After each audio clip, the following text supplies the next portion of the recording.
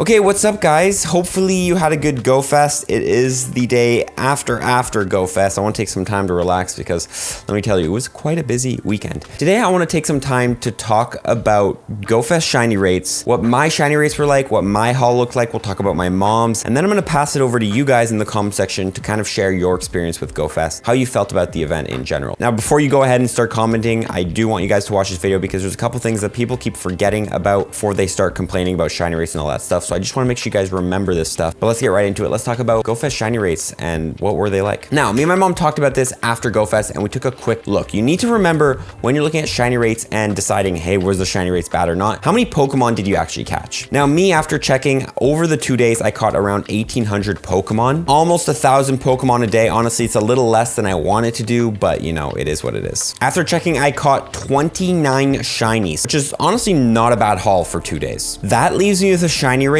of around 1 in 63. My guess is for what the shiny rates was a 1 in 64 shiny chance. That is a very common shiny rate that Pokemon Go uses for perma boosted Pokemon. And we talked about it before, but I thought that when they say boosted shiny rates, they're just going to make everything perma boosted 1 in 64. My shiny rates on par if that was indeed the fact. Now taking a look at my mom's shinies, she got 12 and she caught 1,400 Pokemon. So yeah, that's going to leave her with a much lower shiny rate. She's looking more at a shiny rate of around 1 in 100, higher than that, 1 in 120 maybe, around. I don't want to do the exact math, but it's around that range. Now, one thing I have to take into consideration is I might have shiny checked more than she did because I was vlogging, so I sometimes would shiny check and not catch everything I see. So before you go ahead and tell me, you know, oh, your Go Fest was terrible, I want you guys to remember how many Pokemon did you catch? Sometimes I get people in my comment section and they complain like, oh my God, I got 2 shinies throughout the whole day, but they only checked 200 Pokemon. You need to check a lot of Pokemon to get shinies. That's just part of the game. But you know, there is still that thing. And I'm not trying to discredit anyone who says that they had a Go Fest, they didn't get a lot of shinies. I'm just saying, take into consideration how many Pokemon you checked and try to do that math to see what shiny rate you ended up with. So if you guys can do that information for me, maybe we can get an average shiny rate for people. That would be great.